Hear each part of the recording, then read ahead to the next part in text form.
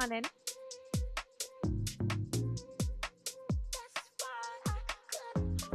Happy Friday.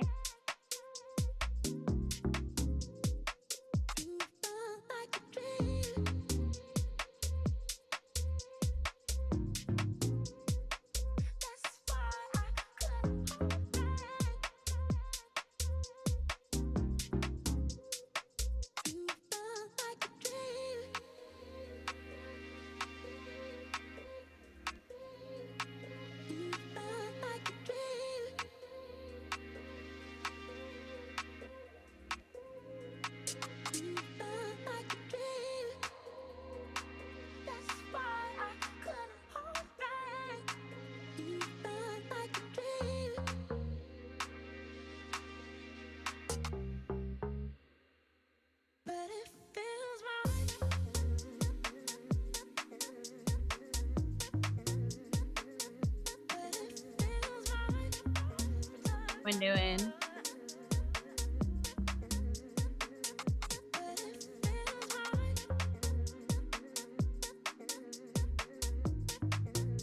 Give it a few minutes before we start.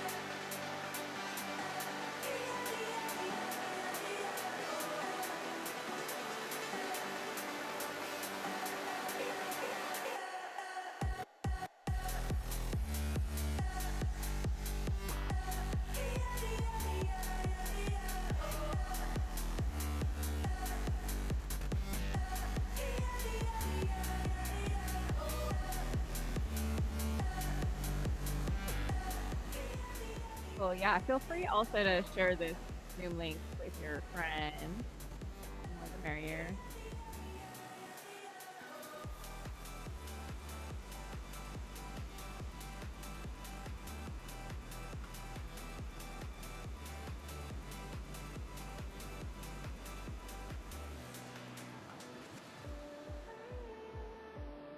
All right.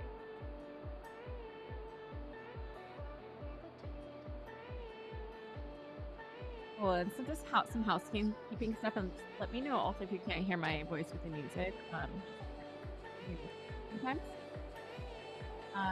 But there's a little chat box, and I would just let me turn it down a little bit. I would just make sure to change where it says to host and panelists to everyone, so that when you type messages, everyone can see your messages. We can get started in like a minute or so.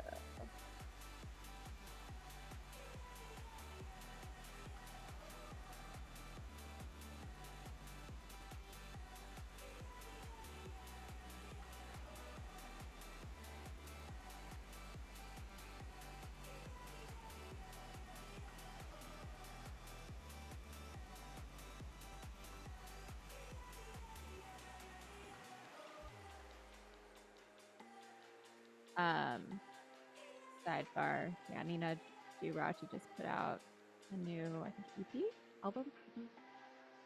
She's so good. All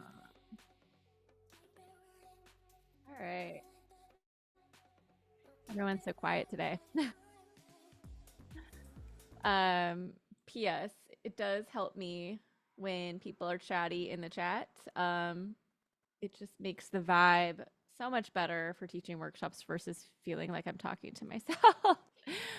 But yeah, happy Friday, everybody. I just, for those of you just joining now, just a little few housekeeping things. This is being recorded. I feel like that's usually the number one question. So that it is being recorded right now, so that you can review this recording later on. It's going to be a lot of information that sometimes it's just nice to review. And oh, nice, yeah, listening while working. I love a good multitask. And yeah, I was going to mention that if you're new to Zoom, it's really annoying that it does this, but in the chat box, just make sure that next to where it says to, you change it from to host and panelists to everyone so that everyone can see your lovely messages. But yeah, today, before we get started, actually, let me introduce myself first. Let me actually ask the chat, is there anyone that's joining a FemHouse workshop for the very first time? And or are you a returning attendee? But yeah, if you're new, welcome, welcome. First timer, nice. I really enjoy that every single time I teach a workshop or a class, there's always new people coming in. So we're happy to have you here. Welcome into our community. Yeah, very excited as well. And yeah, welcome back to those who are returning. For those of you who don't know who I am, my name is Lauren. My artist name is Minnie Bear, and I am the Chief Education Officer at FemHouse, which basically means that I program all of the educational programming in regards to music production. So I teach the free monthly workshops, and then typically we've had 2 online courses a year, which I also create all of that curriculum as well and content as well. So we actually just finished a all about Ableton Live Creative Possibilities course. So if you missed that, you can still sign up for it and access all of the live stream classes, recordings, and content. There's like pre-recorded content, PDF content, and so on and so forth. And I really encourage you to do that if you are new to Ableton. But yeah, just a little bit about myself. I am a producer, songwriter, and DJ. I've been predominantly producing since like, I mean, technically, I guess I really started like probably like even like shortly before 2010, which is crazy. Producing in Ableton Live since 2012, I want to say, or 2013. And yeah, have just been like learning more and more things as the years progress. And I want to say like the past few years or so, for whatever reason, have gotten better at mixing my own stuff, which is very, very exciting. And I honestly think a part of it is just like my ears finally getting to a point of hearing frequencies so much that I'm starting to hear things that I'd never heard before, which is an exciting place to be. Um, but yeah, I'm based in LA. And I've been basically, making music for a long time and happy to be here. FemHouse, if you're not familiar, is a nonprofit whose aim is just basically to make the uh, technical areas of music honestly like more accessible, and then also just like the industry as a whole just like more gender diverse. And yeah, our goal is in regards to education is just like making all of this stuff easier to access. And that's kind of my goal as an educator, is just, making sure that you feel comfortable and making sure that you feel like you can ask like any question essentially and feel that, accessible is just like such a broad word, but just like accessible in regards to like you're like, yes, I can learn that, which is not something that I felt like I had access to when I was learning this stuff. So here we are. Today we are going to be, let me start screen sharing actually before I forget. We are going to be learning about EQ, which to be honest, I want to say is probably like one of the most important things that you can learn about, but it is kind of like not one of the most, I want to say, like approachable, exciting, fun things to like dive into in regards to like, I don't know if you're like playing around in a DAW and you, I don't know, play around with like a plugin and it instantaneously creates this like excitement and creativity. Although we'll talk about like filters, I feel like filter plugins can do that, but hold on, let me find my chat window again. But yeah, I do feel like it's one of those things that is not as easy to access as maybe some of the other tools we have here. But I did want to ask the chat, is there any particular things that you want to learn today? And I know we oftentimes have like a range of different like skill levels, which I, is always welcomed. But yeah, let me know if like you're a beginner or a little bit more advanced, or if there are like specific things that you want to learn. I'm gonna like kind of like chat about the predominant things we're gonna cover today, but it's always nice to know if there are any particular things that yeah, people want to take a look at. But yeah, in general today we're going to talk about the idea of like frequencies because that has everything to do with EQing. So we're going to talk about some of like fundamental concepts, and then we're going to talk about like what is EQ and what are some of the reasons why we would apply EQ. We're going to focus more on like the Ableton plugins, which is like the Ableton stock EQ plugins. Okay, cool. That's a great like EQ3 versus like all the different EQs that Ableton provides, but we'll dive more so into EQ8, and I will explain why, which will answer your question when to use EQ8 versus 3 versus channel. Yeah, learning how to use the EQ3 plug on Ableton Live to make a mix. Okay, so yeah, and I understand that like everyone probably has a different version of Ableton as well. And by the way, if you don't have Ableton, they do offer a free trial that you can download, and I want to say it's like 30-day free trial for Suite. The Suite version comes with EQ8. The other versions, I want to say like Intro comes with like EQ3. So yeah, I will take a look at each of those because yeah, not all of you have EQ8. But yeah, we'll go over just like those basics there. And then yeah, I'm gonna also go over a few third-party plugins just because like I know not everyone has access to them, but at some point, if you do want to kind of advance as a producer, I do feel like it's just like your tools, right? I think it's important to have like certain tools that kind of like help you get a little bit more refined in regards to like how you can EQ. And then I'll show you like a few projects in which I like can show you like practical uses of EQ. All right, so without further ado, let me just make sure. Can you all see my slideshow here where it says all about EQ? I don't know where all my windows just disappeared. So video panel. Where is my thing? Just like, oh, there it is. There you are. Boom. Okay, there it is. Oh, yeah, cool. So you should be able to see it because I see the window. All right, so yeah, without further ado, oops, wrong one. Let's take a look at it. All right, so all about EQ. So I feel like before we can talk about like what EQ is, we should talk about some fundamental concepts of the way that sound works and things that are relevant to EQing. So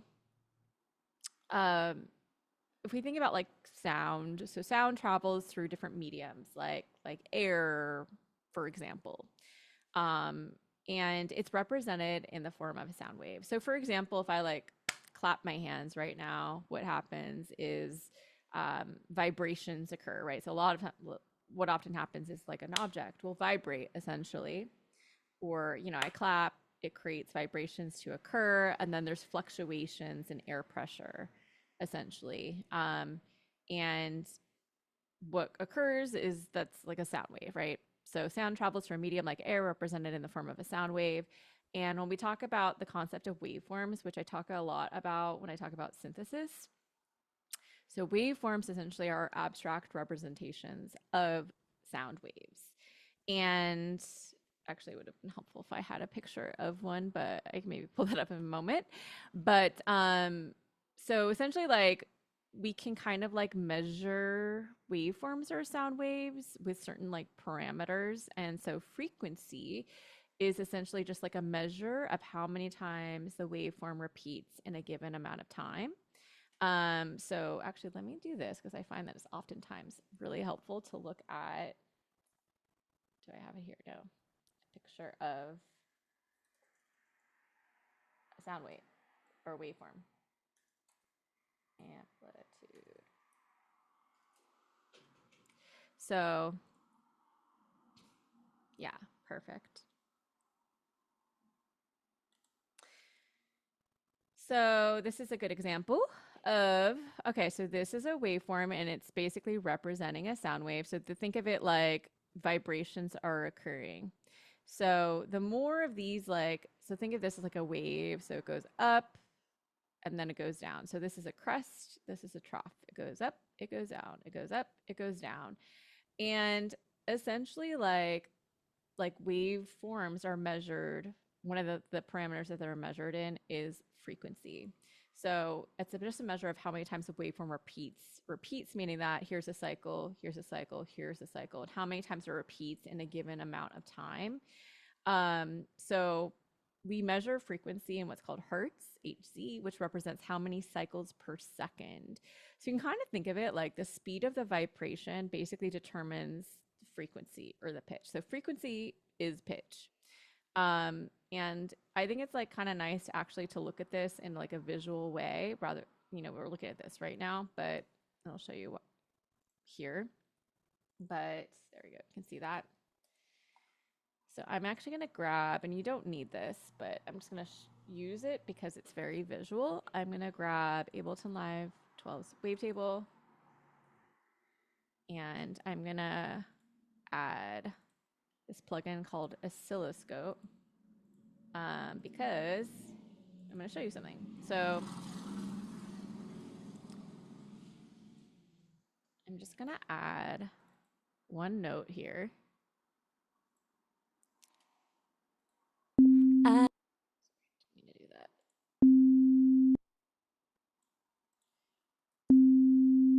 Okay.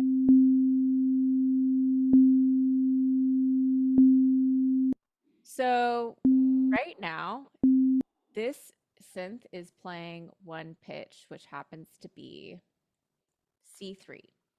Let's see what happens when I take this note down an octave, down a C2.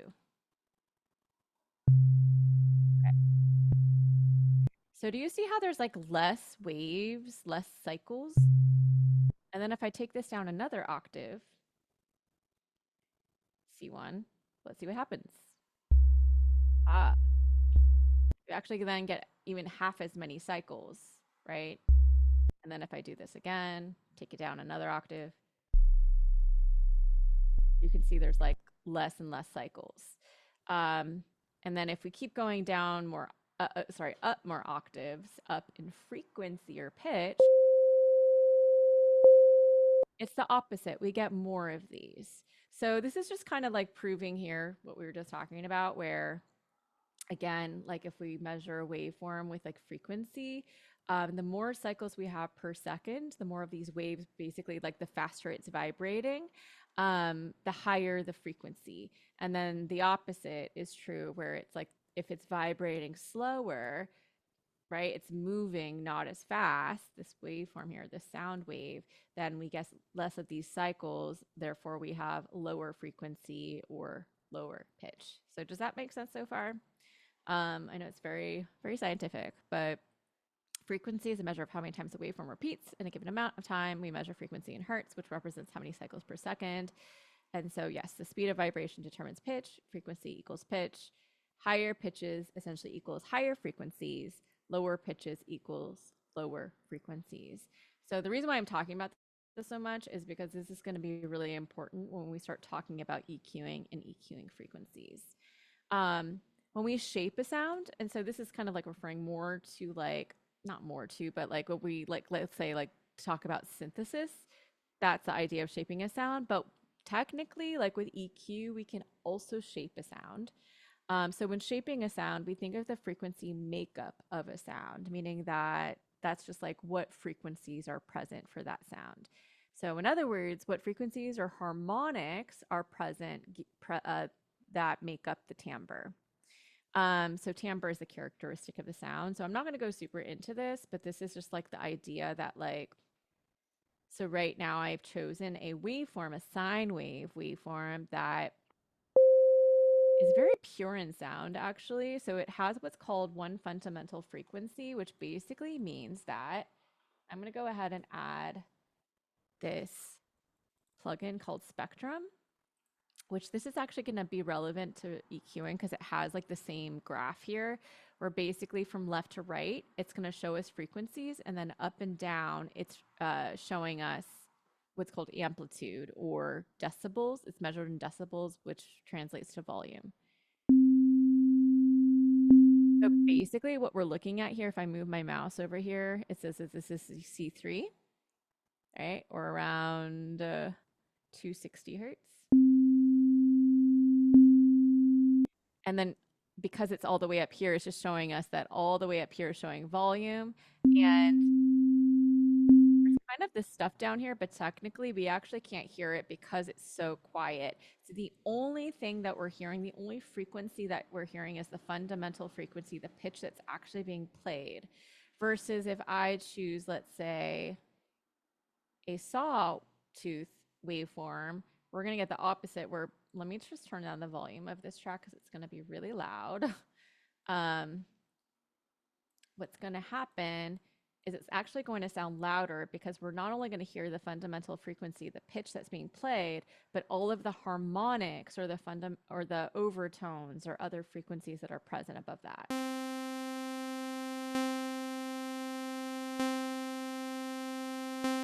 So do you see that the loudest frequency is the fundamental frequency? It's still C3, but then we also get these other harmonics above that that are at varying amplitudes. And that basically all of those harmonics or frequencies that are present kind of make up the character or the timbre of the sound. So this is going to be really important in just a moment.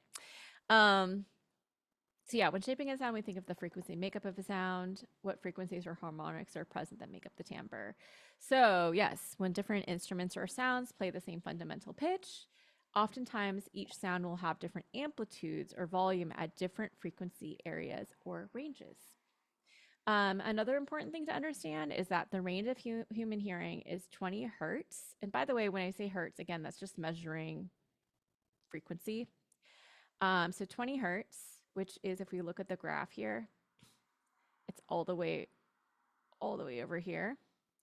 And then so we can hear all the way from 20 hertz up to 20 kilohertz, which is right around here. Kilo, by the way, is 1,000. So 20 kilohertz is 20,000 hertz. And then where the hearing is most sensitive is between 1 kilohertz and 5 kilohertz. So about here to here. When I say most sensitive, it just means that it appears to sound louder to us. So like, for example, when a baby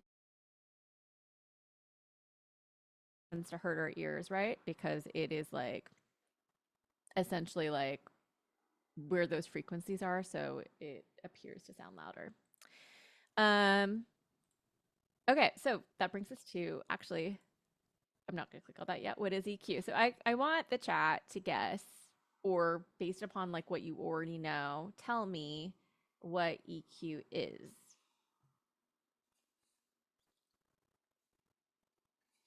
If you have the ability to type in the chat.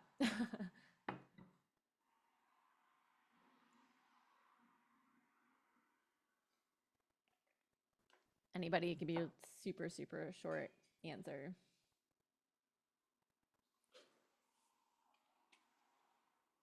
Nobody?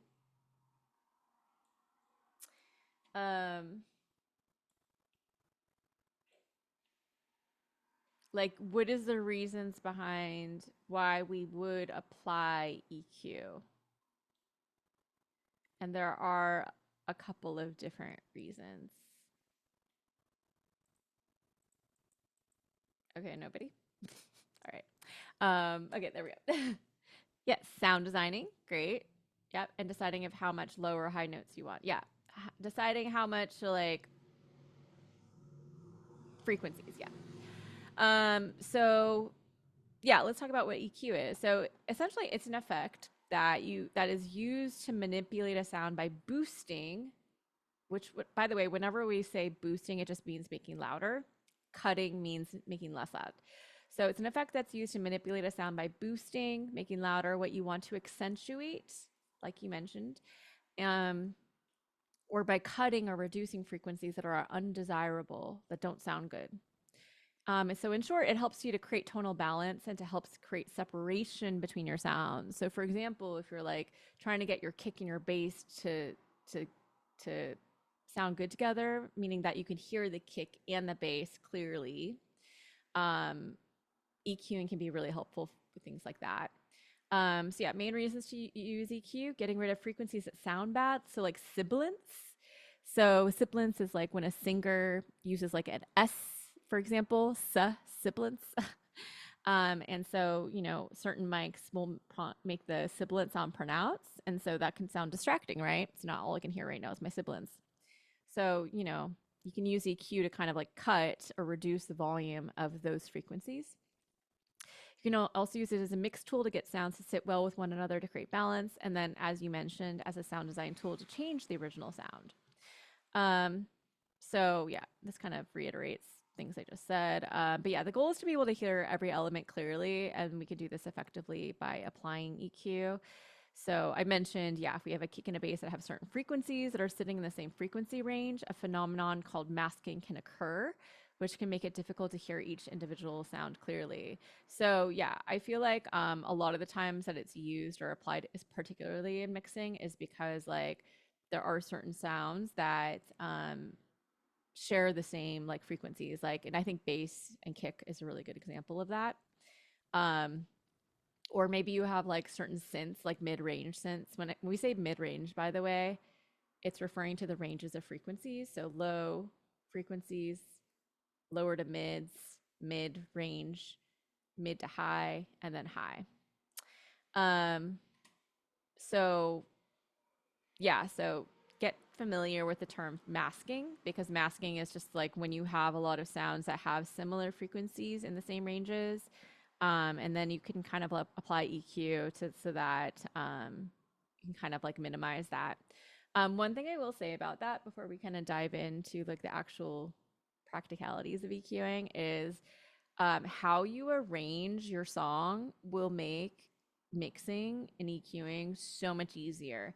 Meaning that if you're choosing a lot of sounds that have very similar timbres or harmonics or share a lot of frequencies in the same range, it is going to make it more difficult for you, because yes, you can, you know, cut EQ on some tracks or some instruments, but in general, if they all have the same timbre, it's just going to make things much harder for you versus like just choosing sounds that already sit in different places in the frequency spectrum.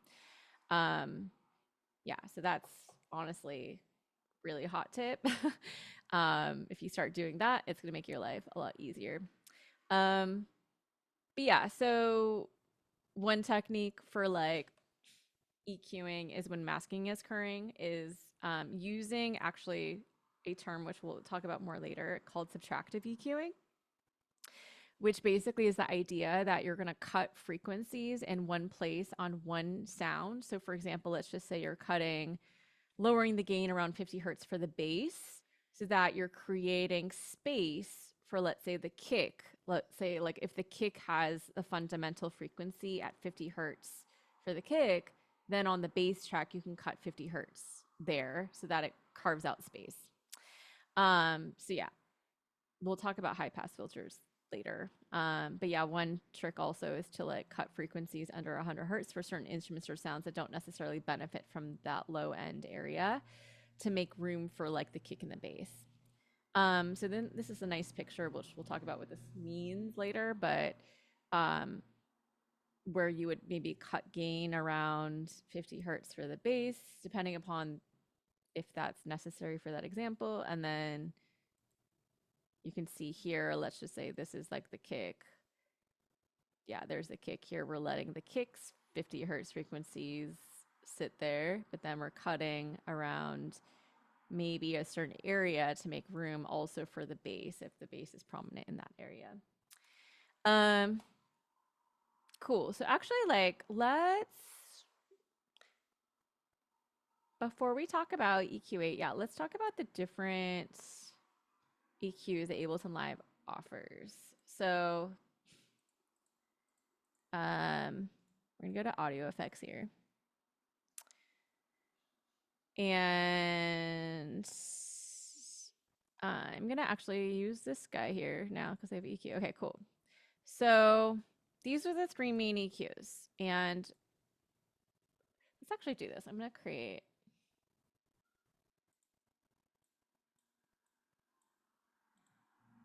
and then we're gonna add EQ8 onto this track.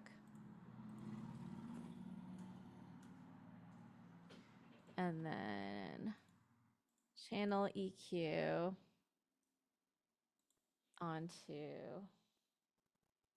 this one. And then EQ3 on here. Okay, so one thing that I'll just say up front about these different EQs here is just the fact that some of them are just way more simplistic and can do less than the other ones. So for example, with the EQ3, the way that I think about it is it's like kind of like a almost like DJ knobs. Are there any DJs in the chat? Where with like DJing, oftentimes like you'll have a mixer, right, that has like your lows and your mids and your highs where you can control the volume of it. And again, that's really what EQing is. It's just like you are boosting or cutting, making louder or making less loud certain frequency ranges. And so lows, I talked about the idea of like lows, mids, high. So frequency pitch, right, goes from left to right. So you can kind of think of it like low pitches over here, mid pitches, high pitches. So, and actually I might grab this so that we can add it onto here. So like right now, I don't know. Oops, this is looping. Okay. I don't. So we're actually going to turn off warp. I don't know why I let the fear crawl deep. So I'm just going to see what happens when so with the EQ3, by the way, so these three buttons here, low, mid, high, means that I can turn these off and on. So I'm going to turn these off. So right now we're only going to hear the lows. Right. And what are the lows? So you can actually see here, and this is actually where going to view info is really helpful because it'll actually tell you if you hover above it. But if I hover above this, it says freq low crossover. So basically this right here sets the top of the frequency range for the low band. Low band meaning what are the low frequencies going to be considered? So meaning that if I turn this knob, what is it going to affect? So right now it's going to affect anything below 250 hertz. So, you know, for example, if I set this to like 300, now we're going to hear anything below 300 hertz. Or let's say 700. Right. So now we're hearing more. um, so this is like, yeah, so that's going to basically determine what's below this cutoff is what's going to be considered low frequencies. This, I'm probably going to wait to maybe explain this when we get to EQ8 because this doesn't really make sense visually right now. But basically, it just means like what the slope is in terms of like the filter. So yeah, I might wait to explain that because it doesn't really make sense if you can't visually see it. So I don't know if you can actually hear the difference right now. Yeah. So you can actually see it. Honestly, it sounds like more muffled when you click on this because there's a steeper filter slope versus. And I don't even know if you'll be able to hear through Zoom right now. But anyhow, so that's lows. And then these right now are mids. And mids, by the way, is going to be anything between 250 hertz and 2.5 kilohertz.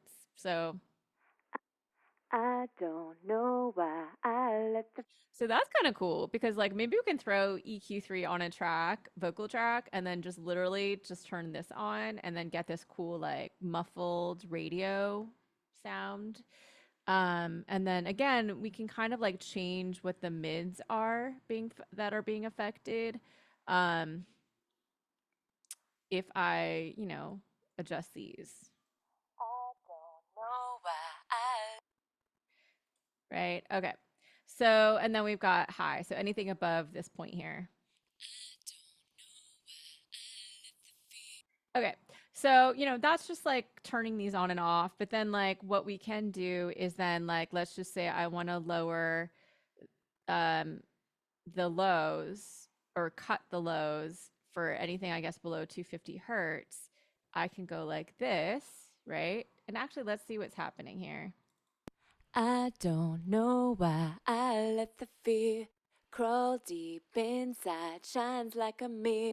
You can kind of see that here. It like lowers this, and we can actually hear that it like kind of thins the sound out a little bit. I don't know why. And this is going to be more obvious when I lower the mids. You'll be able to hear and see a difference because a lot of the vocal here is predominantly the mids.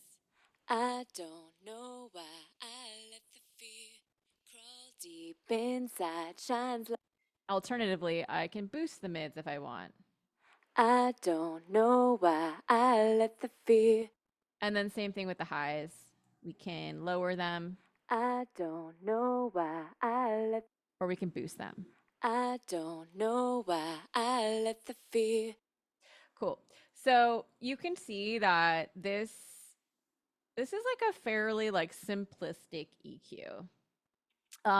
I'm not a big fan of it if I'm EQing like something like vocals, but you know, if you take a look actually through some of these like audio effect racks, you can see that maybe not these ones actually, but there are some audio effect racks, which we're not going to talk about racks today really because of the sake of time, but essentially like you can create a rack where you have like a bunch of EQs stacked in parallel in different chains where like you have only the lows turned on for one chain, only the mids, and kind of just like be able to like sophisticatedly, it's not a word, do something in a sophisticated way where you like process the sound, placing EQ on different chains essentially. And we're not going to get into that, um, but that's all to say that this is like a very, very, very simple EQ. Again, just think of it like they're basically like really simple DJ knobs. Versus, let's go to this channel EQ track. So again, I would still say that this is like fairly simplistic. Like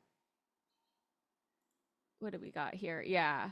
So we've got lows, we've got mids, we've got highs. So you know, again, low shelf. And then also this right here, high pass filter. Okay, so this is like the same thing. So We're going to talk about filter modes more when we talk about EQ8, but basically what this is referring to. So like right now, if I do low, right? So I can boost the lows or I can boost the highs. Or sorry, boost the lows or cut the lows like here. That's basically what I'm doing. And do you see the shape here? So basically what this is by default, if this is turned off, this is what's called a shelf, meaning that it's just like kind of subtly cutting, let's say the lows here. I don't know why I let the fear crawl deep. Oh, let's turn off warp. And then vice versa, we can boost the lows here. I don't know why I let. So we would use a shelf if we're trying to boost or cut in like a subtle way. And then versus if I click this right here, we're creating what's called a high pass filter, which essentially, think of it like this way, it cuts the lows below whatever, or on the left side of wherever this line is. And then it's called high pass because it's letting the highs pass through. So if this is so weird, but if I go like this, I'm boosting right here. I don't know why I. And then if I do the opposite, I'm essentially like cutting the lows right here in a very specific way. So just think of it like a shape essentially. And then same thing, we've got the mids. We can boost or cut. And then right here, so this sets the center frequency and range of the mid gain control. So this basically kind of determines where we can boost or cut in the mid. So for example, if I wanted to boost around like 700 hertz, I could do that here. I don't know why I let the fear crawl deep. And then highs will just be, I guess, like over here above this point, boost or cut.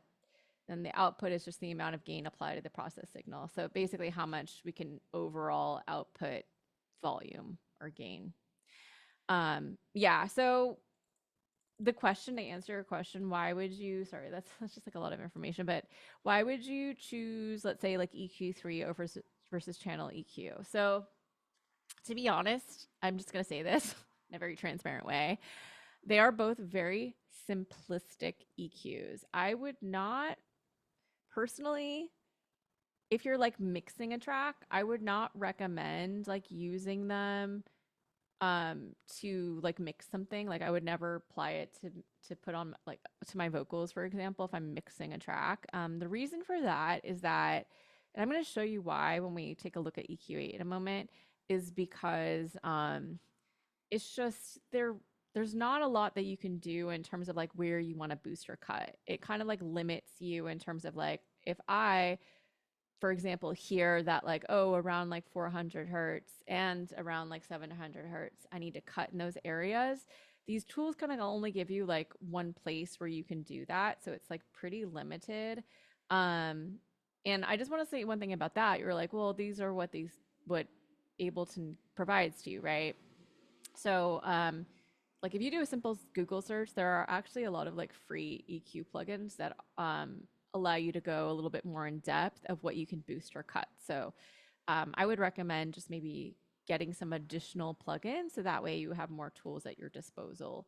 But yeah, in general, the difference between EQ3 and channel 8 is EQ3 is really just presents you with these knobs, right? And you can boost or cut in these very limited areas, and you can kind of determine what the mid range is by these knobs here, anything that's like in between 250 hertz and 2.50 kilohertz. And then with channel EQ, like you can kind of like choose between a shelf or a high pass filter mode in the low end range. And then you can kind of specifically determine where you're boosting or cutting in the mid range here by selecting that and going like that. And then kind of like adjusting the output level. So yeah, you can use these tools. I'm just going to be very transparent in that they are going to limit you a bit in terms of really being able to EQ properly. That brings us to EQ8, which, you know, even if you don't, let's just say you do have Actually, I don't know offhand. Does EQ8 come with standard? I feel like it does. That would be crazy if it didn't. Oh, it does not. Okay. That's actually, oh, it does come with standard. It doesn't come with intro light. Okay, that's what I thought. So yeah, so with EQ8, again, it's like a similar concept where it's like we can boost or cut in certain areas. Let's take a look at what we're looking at. So with this, what I do like about it, so with channel EQ, we do kind of start to see, like here with EQ3, we don't even see any visualizer, right, of what we're boosting or cutting, which I don't like. Channel EQ, we start to see some sort of like display here where we can see, all right, in a very minimal way, 100 hertz, 1 kilohertz, 10 kilohertz. And this is volume over here. Although it doesn't, oh, it does. Okay. It does give us some sort of visualization. EQA is where we start to see like way more information. So, and what I'm going to do actually is I'm going to click on this arrow here and make this nice and big. And this actually looks very similar to spectrum, which I showed you before, where again, frequencies are left to right, volume up and down. Let the fear crawl deep inside, shines like a mirror. So, and by the way, this is like a very in real time visualization, which is like what we're seeing right now is the frequencies that are present. I don't know why. So we can see that there's like some movement down here, right in the low end. I don't know why. But I can kind of tell, but because these are the loud, they're like taller, right over here. These are the actual notes that I'm singing, the fundamental frequency. Like right here. I can tell that this is the note that I'm singing, and then all of those little peaks here at varying amplitudes are the harmonics. And then this is probably honestly just noise or like boominess, maybe singing into the mic, like boom. And so that's really useful information to know based upon like maybe what I want to cut or maybe what I want to boost. So before we do that, let's take a look at what we're looking at. So essentially with EQ8, one thing I really like about it is that there are way more places in the frequency spectrum in which you can boost or cut versus EQ3. The reason why it's called 3 is there are only 3 bands in which you can boost or cut. Channel EQ, it's kind of like the same thing. 3 bands here. It's just like you can see more information.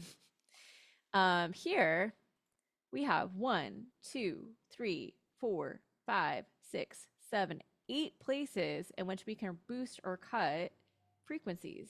So remember, boosting or cutting means that we're just like boosting, making louder, or cutting, making less loud in certain areas.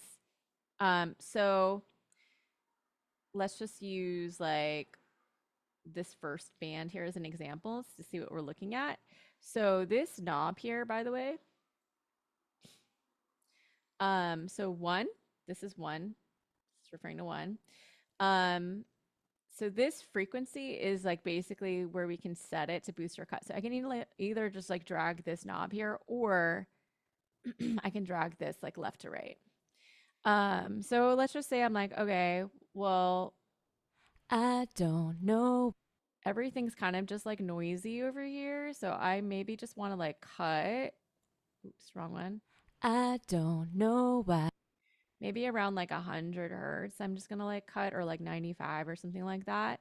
So I can set this here. And then the gain is actually similar to what we saw here, gain. And gain is really just referring to volume. So boosting, we can boost the gain if we want to boost it, make it louder, or cut to make it less loud. So if I go like this, it's actually going to boost it. I don't know why I let the fear. Right? We can actually hear the, sorry, that sound. We can hear the like air actually being pushed out.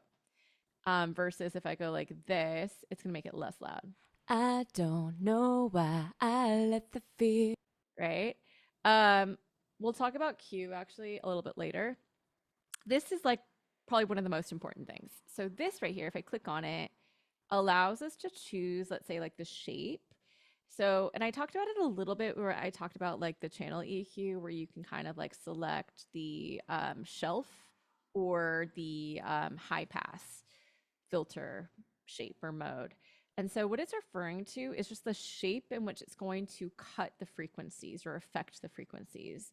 So for example, if I choose the second one from the top, this is basically that high pass filter that I was talking about, where it's gonna cut any frequencies below 95 hertz right now.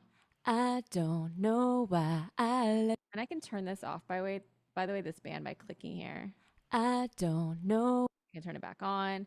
And let's just see what happens if I continuously move this filter cutoff so that it kind of continuously goes this way. I don't know why I let the fear crawl deep inside, shines like a Right? So right now I'm cutting all the way below 3 kilohertz, which is why we get this really thin sound, because we're basically cutting or reducing the volume of all the mid-range and the low frequencies, which really, really changes the sound. And sometimes you want to do that for creative purposes, right? But I don't know why I let the fear crawl deep inside.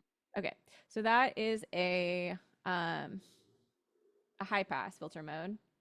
This first one here, where it says _4, this is actually kind of referring to what this is right here, 24 or 48. And actually, let me go back to my handy slides so we can talk about that. So 48 or 12, it's referring to, let's say, or 24, it's referring to dB, which is volume. So in this case, we're talking about like a high pass or a low cut filter. And so what it's doing is it cuts frequencies below the specific frequency, and a filter slope defines the amount of removal across the span of an octave. And really what that means is that, like this right here, it just means that it's cutting the frequencies, it's cutting the volume like at a steeper rate, meaning that you can actually see that this is like a steeper slope. So it actually like cuts it more dramatically. I don't know why. Which sometimes you want to do if like there's just like a lot of low end you want to get rid of, and then like you're choosing this filter, which is like a bit more gentle. You can see that it's cutting the volume at a like across like a bigger span of time, right? So it might like let in actually some of those lower frequencies that are really subtle, but I don't know why I let the fear crawl deep. we can't really hear that here. But if we were to like move this filter cutoff here, I don't know why I let the fear crawl deep inside. hear that it's kind of like more muffly. So you know when you would want to apply that depends on the situation. Sometimes I'll do it if I'm like, oh, this type of filter slope is not cutting it, no pun intended. So then I'll just choose that. But I'll use this kind of sparingly depending upon the situation. Particularly in EQ8 with ×4, because it's so dramatic that sometimes it just sounds unnatural. So there's that. And then let's move on actually to 2. We're going to go to band 2 over here. So again, we can set our filter cutoff. So sometimes like, let's just say I'm like, all right, my mic here, it introduces a lot of like boomy frequencies around 200, maybe 250 hertz, 230. So what I'm going to do is I'm going to set my filter cutoff or my frequency point like right here. And then I'm going to cut the gain. And by the way, like you can go like that. Oops, wrong one. You can go like that, or I can just go here. And this is where actually we're going to talk about Q. So notice if I go like this, what's happening right now is it's cutting a big area here. So think of this line here where it says 0 as like what the sound was before. And now we're cutting, if we bring this below 0, we're cutting all of these frequencies here. We're making them less loud, basically below 975, which is a lot. I don't know why I. So that's going to change the sound pretty drastically. I don't know why I let the. Again, it's hard to hear it through Zoom, but in context, it's going to make a big difference. So what I like to do is if I'm cutting, I like to do it particularly with like vocals, depending on the situation. I like to essentially just like adjust my Q and maybe make a smaller cut. And so what I mean by that is if I click and drag up, wrong one, there, do you see how like it narrows the bandwidth of where I'm cutting? By the way, rather than clicking down here and dragging, you can also you can also,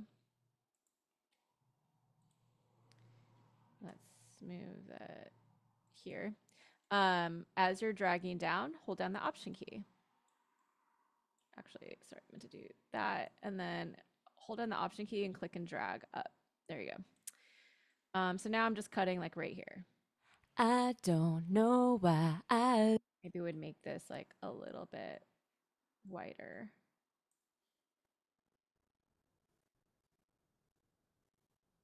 There you go. Okay. I don't know why. Okay, so that, and by the way, we talked about this filter mode here, but this one, let me see if I can zoom in a little bit. No, it's not letting me. There we go. I don't know if you can see that. But this is what's called a bell shape. It's probably one of the more common ones that you use, particularly in the mid range over here, maybe like anything that's not over here, over here. So what it's doing is it's only cutting or boosting in this particular area versus like, it's just like a shape essentially. It's really what it is. So for example, 3, if I wanted to say like cut over here, then I can choose, let's say, bell shape, and then maybe I like would boost over here or like cut, and it has this very particular shape. And then I can adjust like the Q. Okay, so that's bell shape, and then we've got oh, this one here actually. Let's talk about this, which I don't use as often, this one right here, but it's called notch. So you can actually see that it like drastically cuts out the frequencies like right here. And so though I use it sparingly just because like a lot of times like when you're cutting, and I'll talk about this in a more practical, like show more practical examples in just a moment, but like usually if I'm cutting, I'll cut like maybe between like -3 to -6 dB. Like if I go like that, I'm really drastically cutting the volume in a specific area, which means I'm like drastically changing the sound, which for sound design reasons, sometimes that's the move, right? But if I'm just like, let's say EQing my vocals and I'm trying to just like make them sound more balanced. So like maybe I'm trying to remove like the muffly parts and maybe like make the airiness more pronounced in my vocals and my voice is really dark. I want to bring out more of the brightness. Um, Usually my first approach is like cutting frequencies that like don't sound good. Um, I'm usually like not trying to like drastically change the way my voice sounds unless that's what I'm going for. So in most cases, if I'm cutting, it's going to be like more subtle cuts, like -3 to -6 dB. But this notch thing that I showed you is when there's like a really gross frequency that is like a really specific area that you just want to completely cut. And so when you do that, usually you'll want to do like a really small Q, just making sure that like you're not cutting like, let's say this. I don't know why. Right, that sounds like you can actually hear that it takes away a lot of that like body of the voice or like the mid range or the core of the voice, I want to say, versus like this. I don't know. I still think that sounds bad because I'm not applying it in a way that makes sense. But that's what notch is for. And then this one right here is what's called a shelf, which we actually saw before. It was just like on the other side in the channel EQ. So this again is just a shape. It's like usually what you would use if you want to like, it's a high shelf, meaning it's in the high range. If we want to subtly boost frequencies over here, I don't know. or if we want to subtly cut frequencies over here. I don't know why. Actually, here it sounds darker versus brighter. I don't know why. Okay, and then lastly, we have the low pass or high cut, otherwise known as high cut filter mode, which basically does the same thing as this, but just on the opposite side where it cuts any frequencies above this point. I don't know why I let the fear crawl deep in. Like it kind of sounds like really muffled right now. And then this one right here is what we talked about before. It's just on the other side where it's just a really steep cut. I don't know why just how we can get that radio effect. Okay, any questions so far? I kind of mostly was just going through just like the logistics of EQA and kind of just like honestly EQ, which you can apply to like any EQ plugin, I want to say, because the concepts are the same. If, by the way, you want to turn on other pans, you can by just clicking here. So I can boost or I can cut and just turn these on. And again, the reason why I like EQ 8 is because it just like gives you more areas in which you can boost or cut. And then let me actually, before we go back to this, go through my notes here just to see if I missed anything. So we talked about, yeah, tip, holding down Option and dragging on the dot and display will allow you to change the Q. Q is how much of the frequency range you're affecting, just basically how wide it is. Oh yeah, and then audition mode. So this is great, but so usually like when I'm EQing, my approach is subtractive EQing. Again, meaning that before I boost anything, I'll cut in certain areas. And one thing that I'll know is, so I'll cut, let's say, on one area of a instrument or a track to make space for another instrument or track, or I'll just like cut or I'll cut frequencies for the vocal using this example here, if it doesn't sound good. So let's just say my voice tends to be darker and it sounds like really muffly around 200 hertz, then I would want to cut that. The cool thing about cutting is that it's so counterintuitive. I feel like when people are first EQing, their go-to is usually to boost everything. The thing about boosting is I just want you to remember that we're talking about gain here, meaning that we're boosting or cutting gain. Gain is going to translate to volume, meaning that if you're boosting everything, that means that you're essentially making everything louder, meaning that when it comes to mixing, usually the goal is to have what's called headroom on your main or master track, which headroom is basically like the difference between where the screen level is, where the volume is, and where 0 dB is. So if you boost everything on every single track, that means that at a certain point, there's going to be no headroom and everything is honestly just going to sound really bad. Also, it just like it for mixing purposes, it's usually just like not the move. Versus like if you approach it first by cutting, then you can boost later. If you're like, okay, now I want to like make these frequencies more prominent, you can absolutely do that. But usually my approach first is cutting. And then what's cool about that is like usually what happens is if let's say I cut in this area over here, a lot of times what happens actually is that it'll make certain other areas of the frequency range more prominent, which is such a cool phenomenon. So yeah, oftentimes I found that if I cut in certain areas, it'll just make, let's say, like this more prominent. But yeah, one trick I wanted to show you is the audition mode here, which is this headphone icon. And it's basically where like let's get rid of this actually. If I, let's say, and trying to figure out like, okay, it sounds like kind of muddy around here, but I'm not sure exactly where it is. What I'll do is I'll go like that. I'll boost this first, making sure I'm not going all the way up here, because if you could do that, remember that's gain. So you're going to maybe hurt your ears. So maybe I'll go like up here and then make the Q less wide to kind of narrow the range here, and then sweep it through to see where the gross frequencies are. And I'm going to click on this headphone icon, this audition mode, so that it's only going to play, we're only going to hear the frequencies that I'm basically moving around through. I don't know why I let the fear crawl deep inside. And this is kind of cool because this actually kind of lets you isolate and hear what certain frequencies sound like. So let's say over here, 10 kilohertz. So we actually can kind of hear some like tinny sounds, but I don't know. by the way, if I let go of this little yellow dot, then we hear everything. But if I click on it, then we'll hear only those frequencies.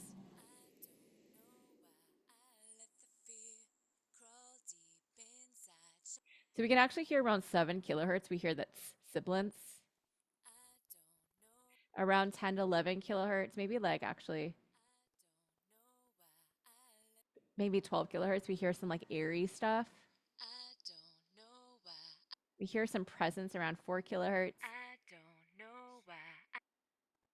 I don't know why I let the fear crawl deep inside, shines like a mirror. Like 700 hertz, it sounds a little honky. 500 hertz. I don't know why. Around here, it kind of sounds like muffly. So maybe then at that point, I can be like, all right, this doesn't sound great here. So now what I'm going to do is I'm going to lower, oops, wrong one. I'm going to lower the gain and then like maybe adjust the Q here. I don't know why I let the fear. I don't know. And one thing I'll mention about EQing is that make sure to not just like solo the track the whole time. Like right now, we don't have music, right? We don't have it's not like a song. It's only the vocal track. But usually what I'll do is I'll like maybe solo it to kind of like hear what I'm doing and then like play it in context with everything else to make sure that it sounds good with everything else because that's really the point. um cool. So that's yeah. And then I'm not going to go super deep into this now, but I just want to, since we're talking about EQ8, just like mention that there's also some of these other things over here. We're not going to go over all of them, but this one is a really handy kind of like under the hood thing that people often miss, which are these different modes here. So stereo mode is like just the most common one that people will use. But then there's like LR, which stands for left and right, and then MS, which stands for mid and side. So mid side is often used in mastering, but it can be a helpful tool with sound design and also just for getting more detailed with EQ and cleanup.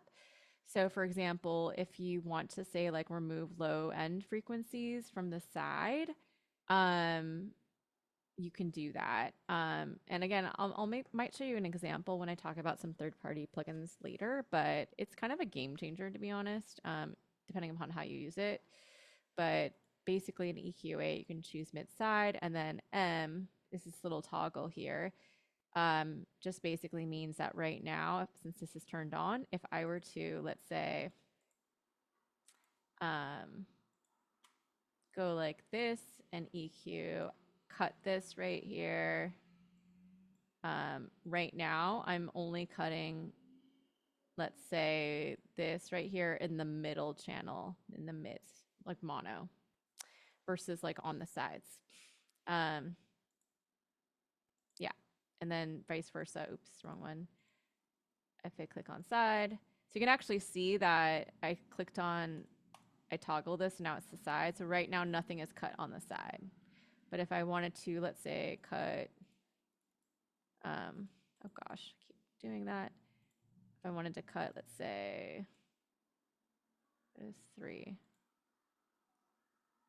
the lows on the side, then I can do that. So it just gets you, it lets you get like a little bit more surgical with your EQing.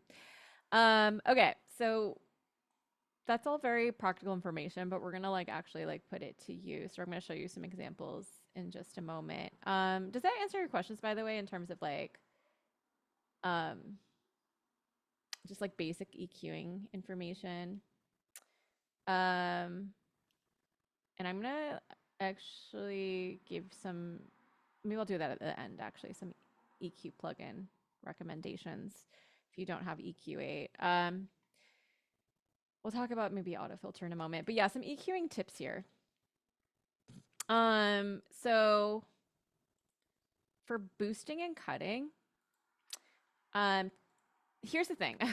One thing that I will say about EQing is that you have to learn how to use your ears. I think that's the most frustrating thing for people to hear about EQing. They're like, I just want a workflow of exactly what to do. Like I want it for my vocals. I want to always have this shape of like, I'm always cutting here. And like, the thing is like with your own vocal, I feel usually if you're using the same mic, if it's the same situation, circumstances, then a lot of times, yes, you are predominantly going to be EQing pretty similarly to how you usually EQ your own voice. But with like different sounds, like for example, with like when I'm producing like my kicks and then my basses, it's typically going to be different, and it's much, much better to actually learn how to like use your ears, which is a frustrating thing, I think, to hear because you're like, well, I don't have the ears yet. And that's why you have to practice, right? So, I'm going to show you some things that are really helpful, but then ultimately, you just have to keep doing it over and over again until like one day you're like, oh, I can hear things that I could like never hear before. And that's like super exciting. But yeah, generally speaking, and I'm mentioning that because like what I'm about to tell you is like the thing about rules is that they're great because it gives you guidelines. But a lot of times I also will just like try to trust my ears. Like if it sounds good, it sounds good, and you just have to trust that. Um, but yeah, with boosting or cutting, what I was about to say is like with cutting, I try to cut narrow, meaning that the reason behind that is like if I were to cut, let's say, band 6 here really wide, let's just hear how that changes the sound. I don't know why I let the fear crawl deep. You see, I'm basically right now, you can actually see all of this. I'm cutting between here and here, which is basically the lows and the low mids and basically the mids here. And it just like really drastically changes the sound, which again, if you're sound designing the sound that way, great. But if you're trying to get like a really balanced vocal that sounds like you, then not great. In this case, you might have just been trying to cut like a very specific area of your voice. In that case, you might want to just make your cue more narrow and maybe also not drastically cut so much volume. I don't. Right. So cut narrow, generally speaking, not always. And then boost wide, meaning that if you're boosting volume, usually it'll be maybe be a bit more wider like this. Yeah, and there's actually a reason behind that. This aligns with the subtractive EQ concept. Making surgical cuts rather than boosting oftentimes will achieve a better result. The idea is that cutting gain actually has less of an effect on the surrounding frequencies versus boosting, which is fascinating. I mentioned this before, but always EQ in context. Don't just EQ in soloing. And then also mute and unmute the track to see if it's the problem sound. And I mentioned this also, but don't just use your eyes, use your ears and trust them. Yeah. So I kind of showed this workflow before, but like the boosting the 8 to 14 dB of gain, kind of just doing that boosting sweep that I showed you. Sweep around until you find the problem area, adjust the cue as necessary, cut if appropriate. This is like a big one that I feel really passionate about. And the same goes with like compression. But not every single sound needs EQing. Hot take here. Keep in mind also that if you're using samples, a lot of samples already have EQ and compression. And the only time I ever add EQ or compression is if there is a reason, meaning that like if I'm trying to get that sound to fit with another sound, or for sound design reasons, right? So yeah, we're gonna talk about this guide in a second, but I did want to show you. Actually, maybe let's do this because it's like more fun to do it with like a sample maybe versus just this vocal, which we played a lot. So I'm gonna grab a sample and we're gonna add a filter. So the fun thing about filters, is there anyone in the chat that's played around with like filter plugins before? Like maybe auto filter, which by the way, Live 12 just updated auto filter so that it's like super sick. Let's actually just grab like a melodic maybe loop here.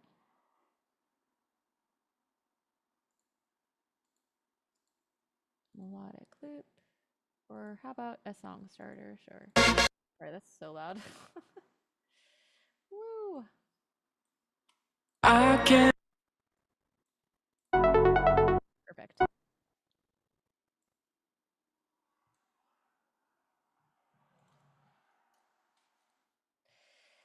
Okay, so the great thing about filters, now that you have this information, is that a filter like Auto Filter, which is a plugin that comes with Ableton Live, I think this actually comes with every version too, is that the information applies as well. So a filter essentially is a simplified EQ, meaning that you can also cut or boost frequencies at a specific frequency point.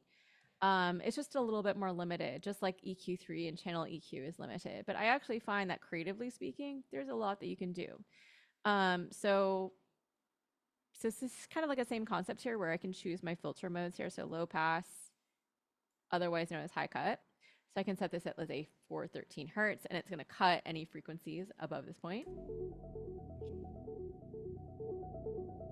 So that's kind of fun, particularly if you're just like, for arrangement purposes, you're like, okay, I want to kind of have this sound be more quiet or be more muffled and then slowly come in.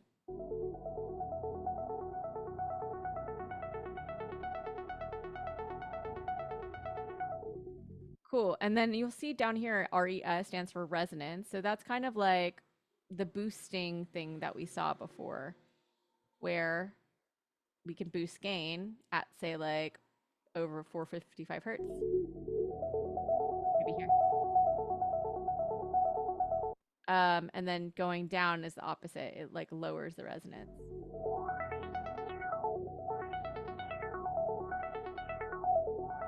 You can kind of see like moving this around. And by the way, I can adjust these knobs or just literally drag this dot around. Allows you to create this cool sweeping effect, which is very DJ. Cool. And then, oh, we saw this before, 12 to 24 dB slope. So 24 dB slope means that it's cutting out those frequencies at a steeper slope versus 12. It'll be more gentle. This. It kind of sounds like more muffled when we select that. We've got high pass, which is the opposite, cuts the frequencies out in the opposite way.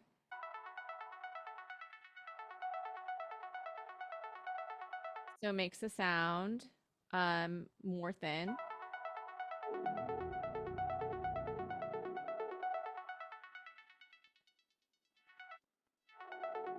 Right?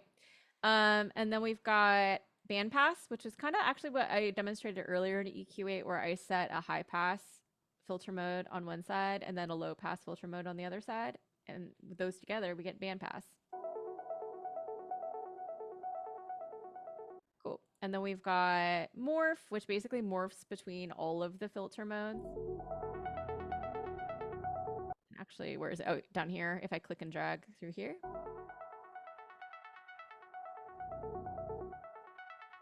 Oh, technically it morphs between the low pass and the high pass filter mode. DJ is a newer one that I'm super into because it kind of allows you to move between low pass and high pass in a way that's more of like a DJ.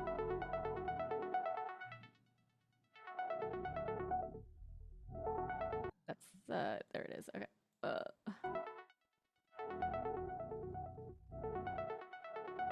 Cool. And then we've got comb, which is super fun.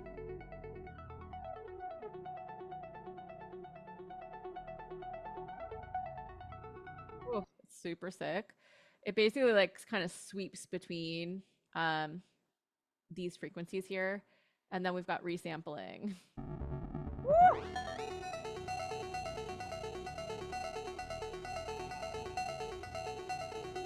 Speaking of sound design, you can do a lot of sound design stuff with Auto Filter.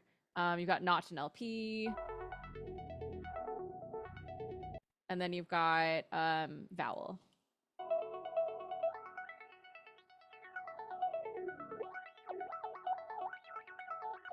Cool. We're not going to go through all of these, but I just kind of wanted to show the idea that Auto Filter or filter plugin essentially is a simplified EQ. Cool. I'm actually going to let's do this. We're going to use a song example just so we can start to get a bit more familiar with frequencies. And then I'm going to show some demo projects here. We're going to go ahead and grab something I actually just bounced. And oh, it might be in my DJ folder. Sure.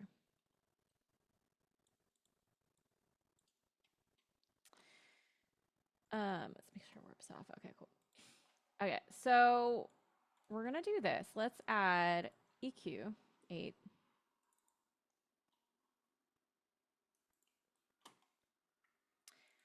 Okay, so here's my take on frequency guides, and you might have seen these before. So frequency guide basically kind of gives you an idea of like, okay, where would I cut or boost frequencies? So again, I think that it is really helpful if you just start to become super comfy with different frequencies and what they sound like. Because once your ears start to identify those, EQing is going to become so much easier. But it is nice to have kind of like a general guide so that you have an idea of where to go. So we talked about this before, but below 20 hertz is we can't hear it, right? And so typically with like honestly with like kicks and basses and low end, I'll actually like cut below 20 hertz. Like I'll like add, let's say maybe like a low shelf or a high pass curve and just like cut that out. And then 50 hertz is where the sub frequencies tend to live. I want to say like maybe between 50 and 70. So like, let's go over here. So if I go to 50, we'll be able to hear this.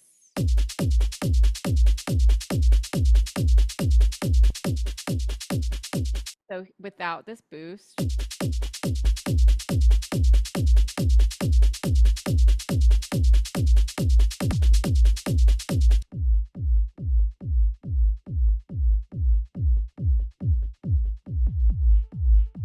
there you go.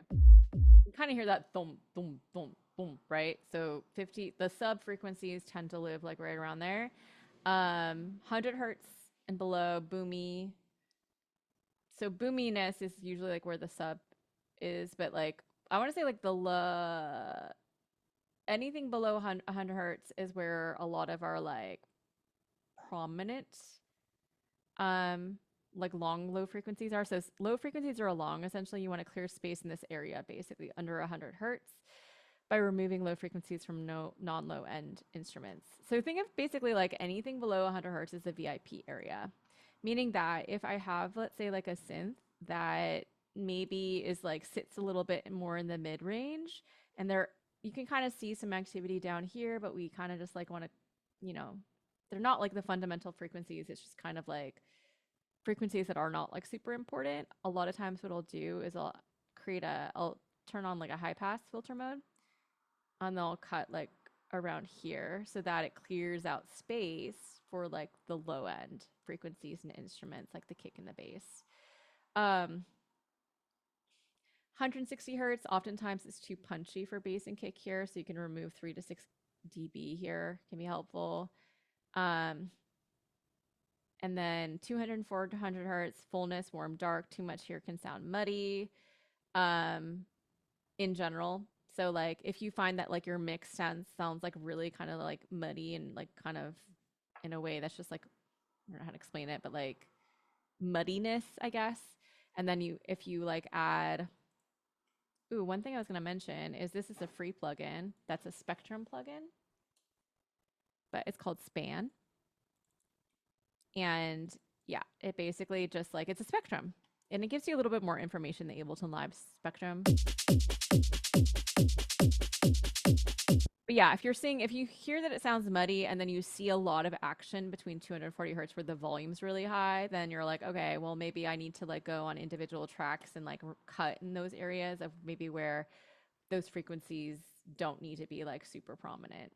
500 to 700 hertz can sound honky. 2 to 4.5 kilohertz can sound harsh. I mentioned that the ears are very sensitive here, so cutting here can soften the top end. 7.5 kilohertz, pointy and harsh. Removal here can result in less harsh top end and warmer low end. I think I also mentioned that this is often where sibilance tends to live. 9.5 kilohertz hi-hats and snares can sound bad if there's too much in this area, and then 16 kilohertz and above is where we can get the air. It can be too much.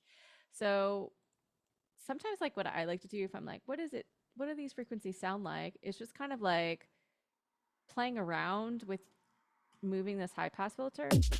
Like, what does it sound like when we remove below, let's say, like 100 hertz or around there? Sounds like really thin, right? And I kind of like lowered the volume here, so it's a little bit too.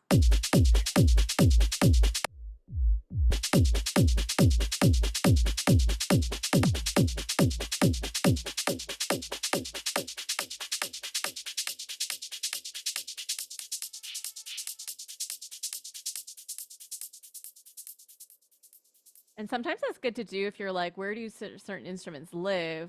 So we're gonna miss, like, if I go over here, actually where all the action is, like where the synths are.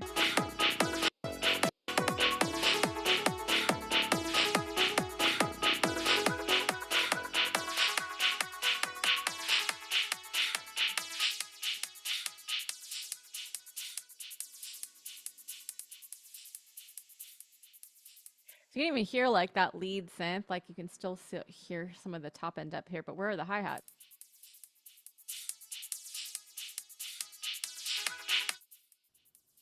Kind of like over here, right? So anyways, that's all just to show you just becoming familiar with like certain frequencies. One other resource I wanted to show before I open the project is if you're wanting to get familiar with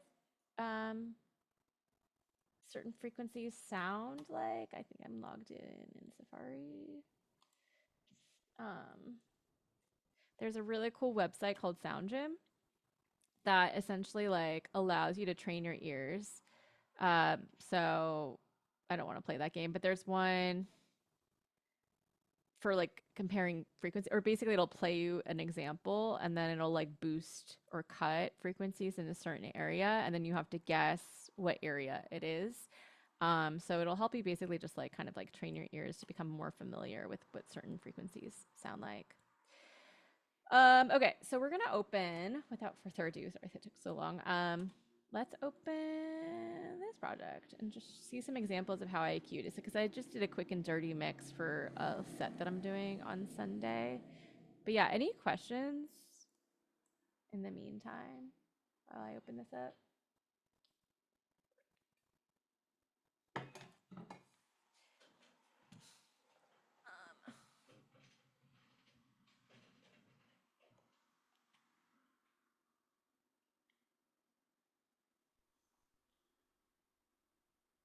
Okay, so here we are. Okay, so just kind of play a tiny little snippet of what this sounds like right now. I might have to add utility. Oh wait, hold on, let me turn this off, just so it doesn't blast your ears.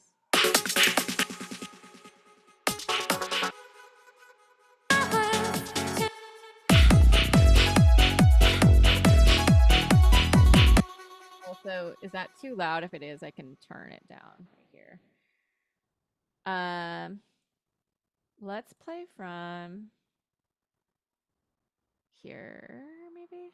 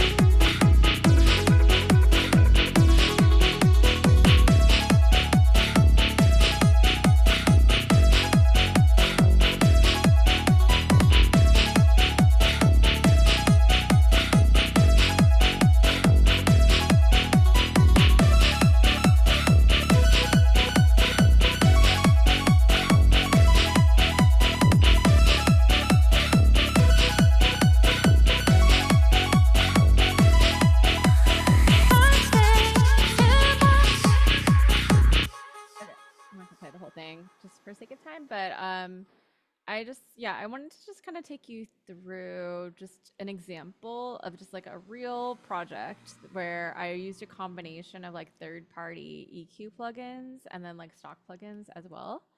So I would say like the most time I spend on getting it right and EQing is like the bass and the kick, um, particularly for dance music.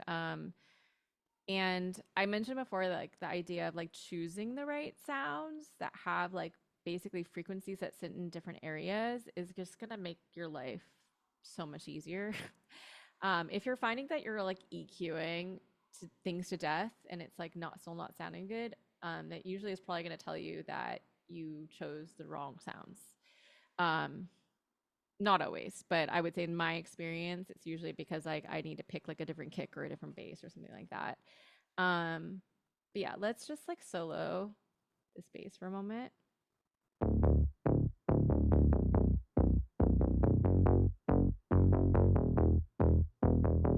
Okay, and there's a lot going on in my chain here, my effects chain of a lot of different effects, but we're gonna focus more on like the EQ. So, by the way, um a lot of plugins will have like EQ in them, but specifically like right now, this is like we're talking about specifically about Serum because I'm using Serum.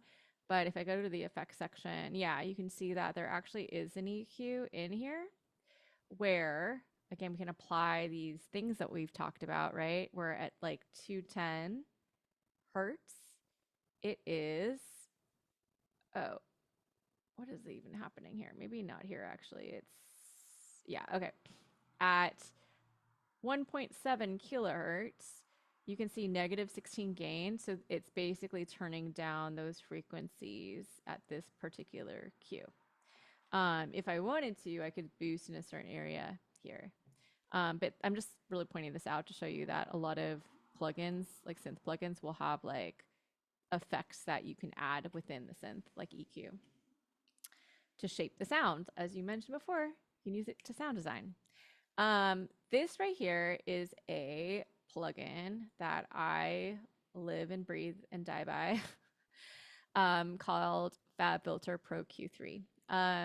So honestly, so like I hate that like some plugins are so expensive. But I will say that like around Black Friday, I think they usually have like a 50% off sale or like a really insane sale. Um, I would say that this has like been paid off by the amount of time that I've like used this plugin over the past like 5 or 6 years or even longer.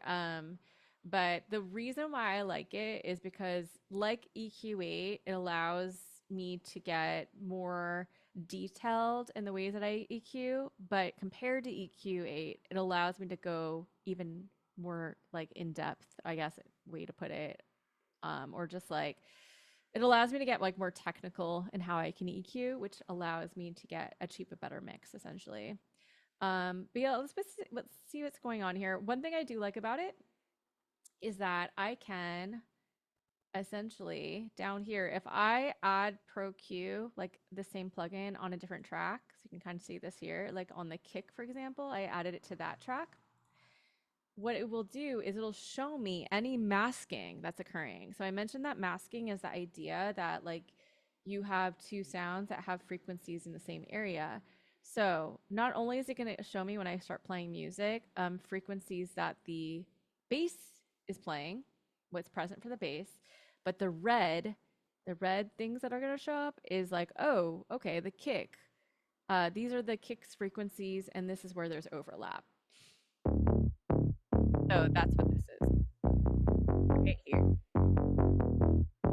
So that is the hardest thing about kick and bass. Is oftentimes kick and bass sit literally in the exact same place, which makes life really hard sometimes. And so oftentimes what you're having to do is kind of determine like, okay, if my kick is kind of functioning as a sub where the frequencies are like sitting in the sub area and that's the fundamental frequency, then that means that the bass maybe needs to be played up an octave or like in an area or have harmonics that sit higher up so that they're not really competing with each other.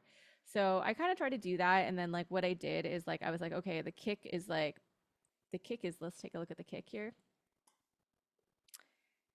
It's like a pretty big kick, I think. You can see that here. And let's play the kick at the same time.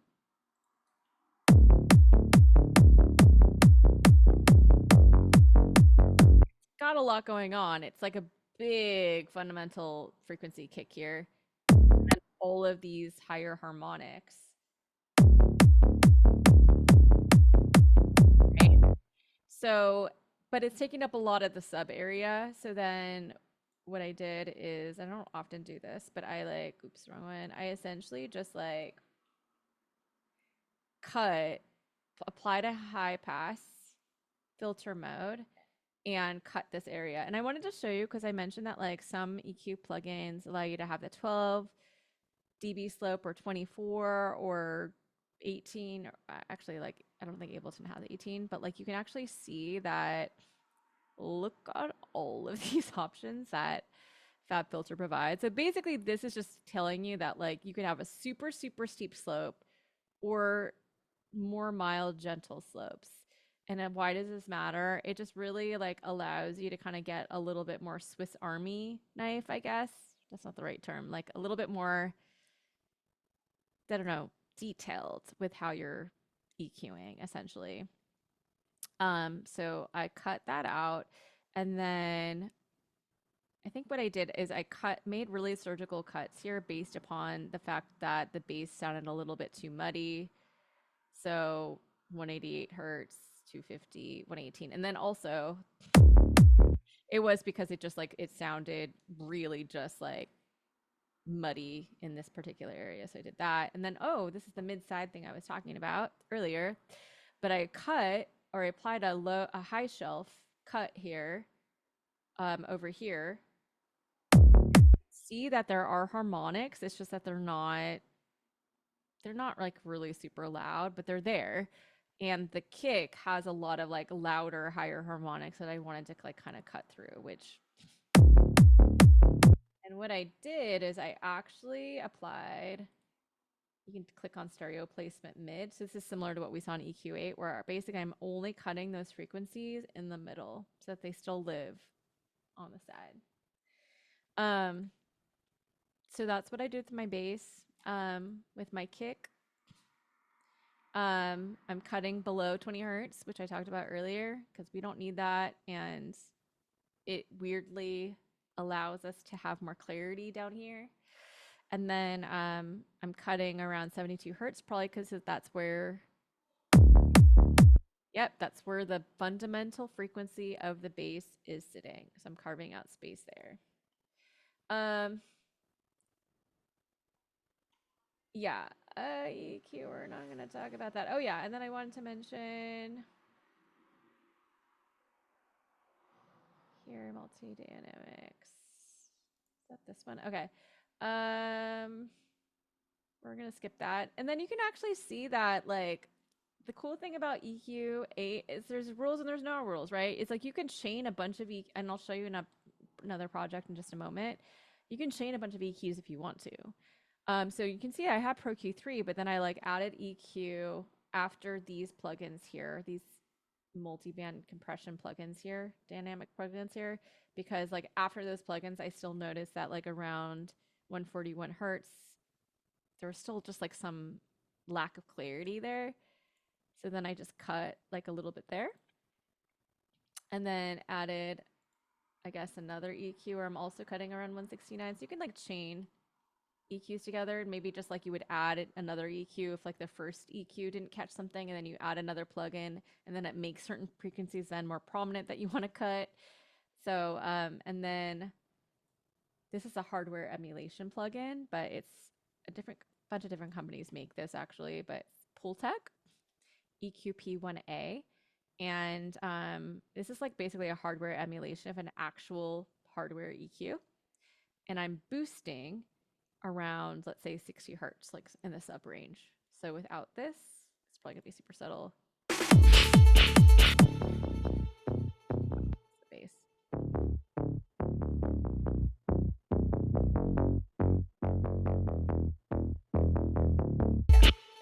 really, really subtle, but in my opinion, it does make a difference. We can see that like certain um yeah, so I'm cutting certain percussive sounds. I'm cutting below a certain point because I'm like, I don't need those frequencies there. So you can carve out space for like the low end. Um, this sound, I wanted to cut the higher frequencies. Oh, I'm not even. This one. Here we go. Yeah, and this is a simplified EQ, so I'm technically EQing it. Let's see. We're gonna like move on to the vocals just for sake of time. Hats.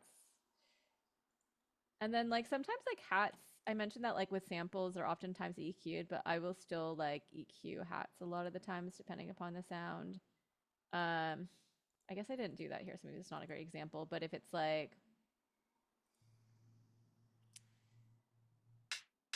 not that one, but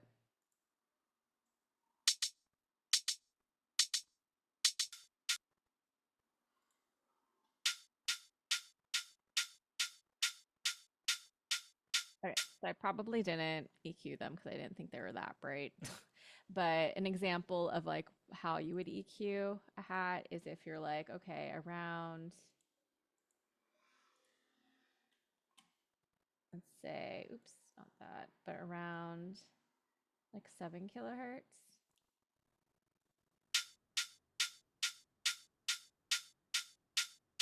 I'm playing the wrong one, aren't I?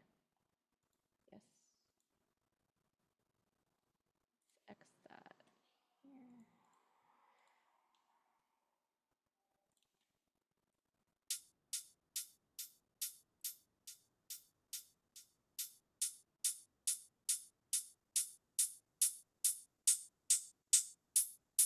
Yeah, so say like right here, I'm like, ooh, it sounds or something about these frequencies that are just like a little bit too harsh. Then what you could do then is just like cut that here.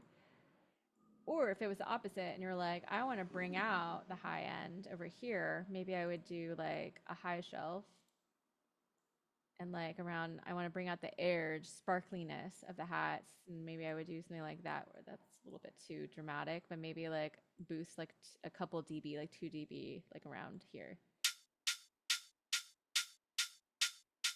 to bring out the brightness. Um, cool. So what else did it? Oh, the here I EQ'd this breath, I guess. So without that. Okay, so it's pretty subtle. I think I was just trying to cut out like a lot of the mid range here to kind of get it to sound a certain way. So that's an example of using EQ in a sound designy way. Um, ooh, these trance chords here.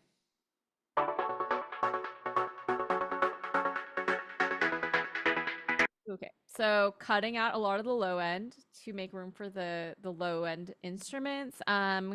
Cutting around 447 hertz where I found that it sounded like really muddy. And then this is a great example also of where I applied mid-side EQ where I'm basically only cutting those frequencies in the middle. So they're still living over here, just not right here.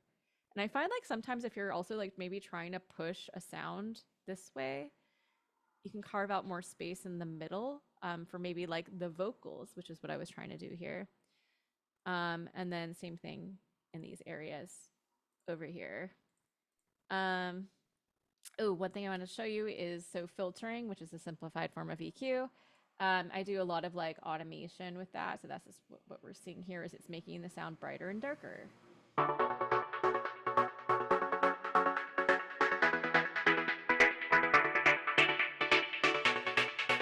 One thing I wanted to point out too, which is newer, is with the new auto filter, you can turn on clip. So that way, if you have your resonance turned up high, it's not going to clip the sound, meaning that it won't turn into like a distorted, disgusting sound.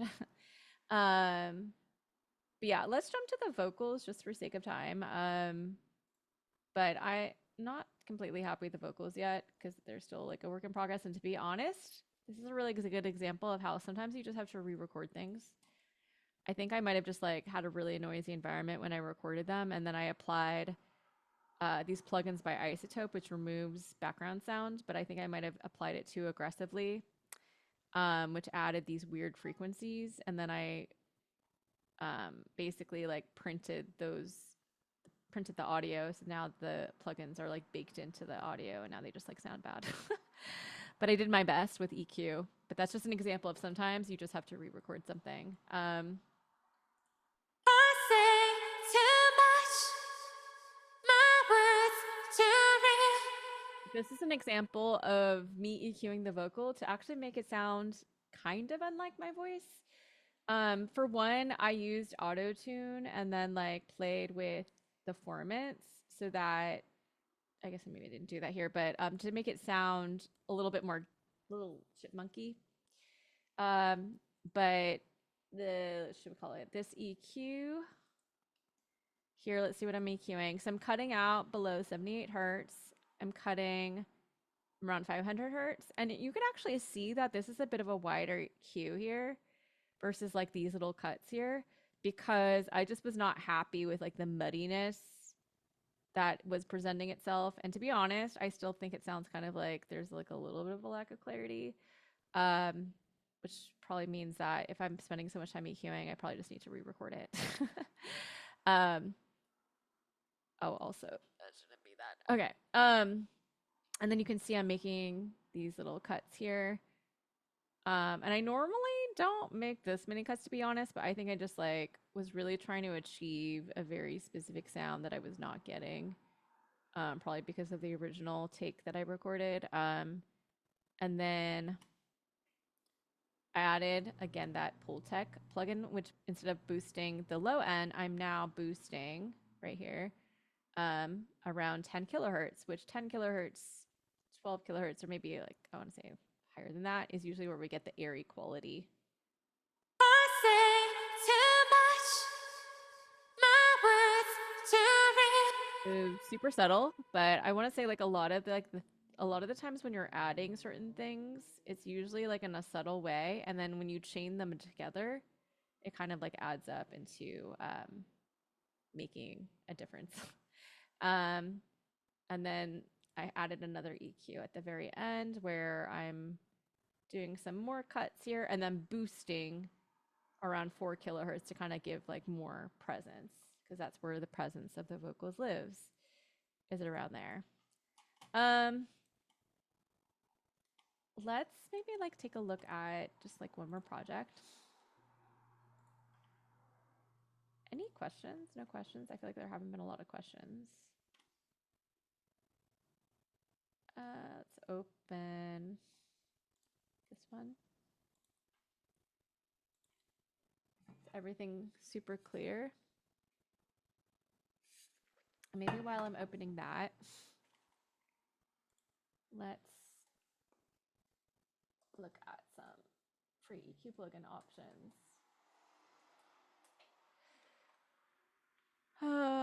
Ooh, I like Bedroom Producer's blog. Let's see which ones he recommends. Never heard of this one. TDR Nova. Ooh, it's a goat amongst free EQ plugins. This versatile freeware EQ effortlessly tackles various tasks from tracking to mastering. One of its standout qualities is its adaptability. It seamlessly transitions from a standard parametric EQ to a precise dynamic EQ. Ooh, that's one thing I did want to talk about. So a parametric EQ is basically the one that we looked at with EQ8. That is considered a parametric EQ, where there are multiple bands where you can boost or cut frequencies. Dynamic EQ, and that's one of the things I really like about FabFilter, is, oh gosh, here we go. Oh no, that's, I think it's in here somewhere. Is it in here? Yeah, perfect.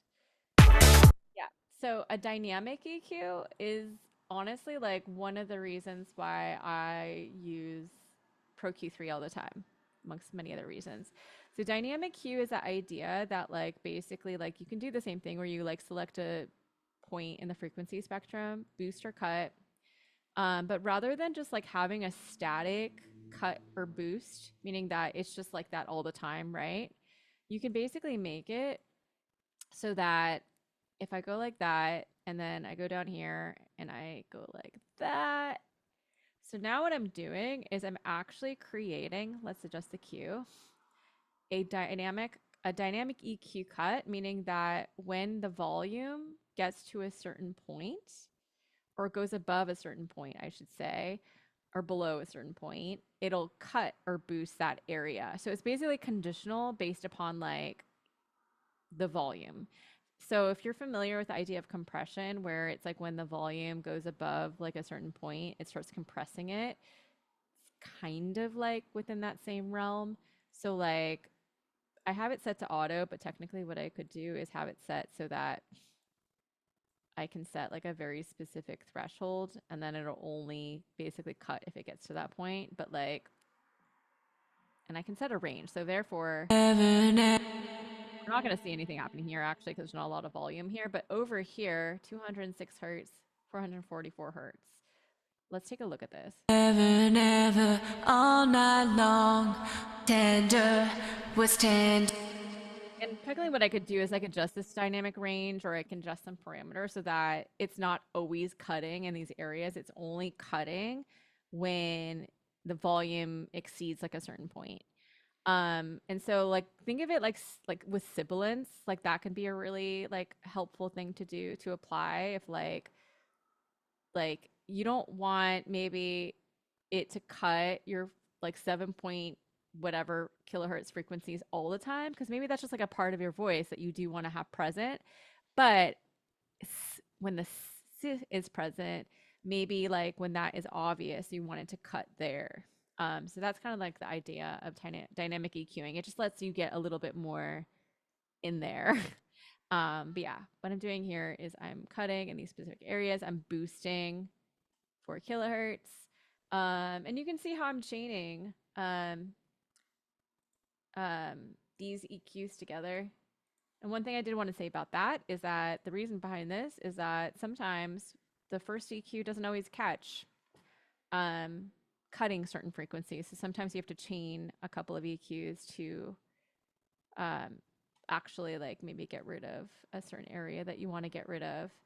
And that's why you see that here. And then like, again, if you add like maybe a certain plugin, it might like then emphasize other frequencies. Then you had to have to add another EQ to get rid of those frequencies. But yeah, so let's see what other ones that they have.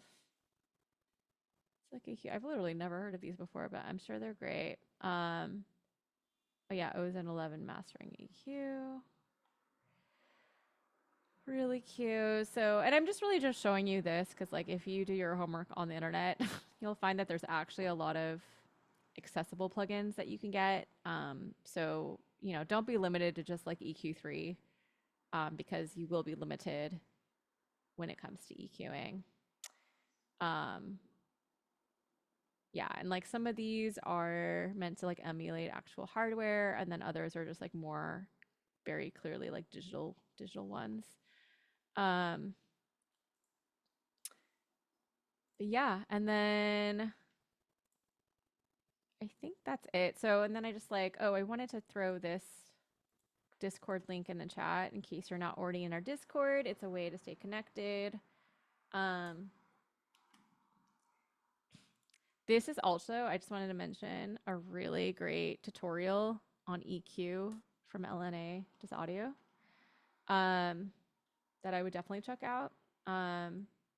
It goes really in depth with the EQ8 plugin. But yeah, really no questions. I will say that it does make showing different things a little bit easier because otherwise I'm just going to teach at you versus teach collaboratively with you. But hopefully that was helpful. Yeah, and again, like I mentioned, the best way to start kind of like learning how to do this stuff is rather than just like being like, okay, I have to do this certain thing all the time and apply these different shapes all the time. I would just get like more familiar with what certain frequency ranges sound like. If you are EQing your own voice, get really comfortable and familiar with your own voice. And then like, it's good to kind of keep those general principles in mind of like subtractive EQing and then like cutting narrow and boosting wide, but then also just like becoming super familiar with your own ears and comfortable with your own ears. But yeah, if no one has any questions or comments, I think we're probably going to end there. There is the next workshop is next month. I think it is a more on building a sound library. Yeah. Oh, and by the way, I know this goes until like these times are very wrong, by the way. It said this went till like 5 today, but these workshops tend to be like an hour and a half to 2 hours, depending upon the content. But yeah, next workshop is going to be August 28th. We're going to talk about just like building a sound library so that way it'll make your creative workflow and just like making a song much, much faster. And just so also that you can kind of like help building your repertoire of creative tools, so that way you can kind of help define your own sound. And then yeah, you can check all of our workshops out here. And oh wait, I just realized I'm not screen sharing anymore, but you can basically grab this link here, go to femhouse.com and access all of our workshops. But yeah, have a great day, everyone. Have a great weekend. Happy Friday. And yeah, it is a lot of info. But yeah, like I mentioned, check out those links. And there's just so much, honestly, so many resources on the internet. So if you really, really want to get into EQing, it's a lot easier now to kind of grasp it versus like 7 years ago. So but yeah, happy EQing, and I will see you all soon. Bye, everybody.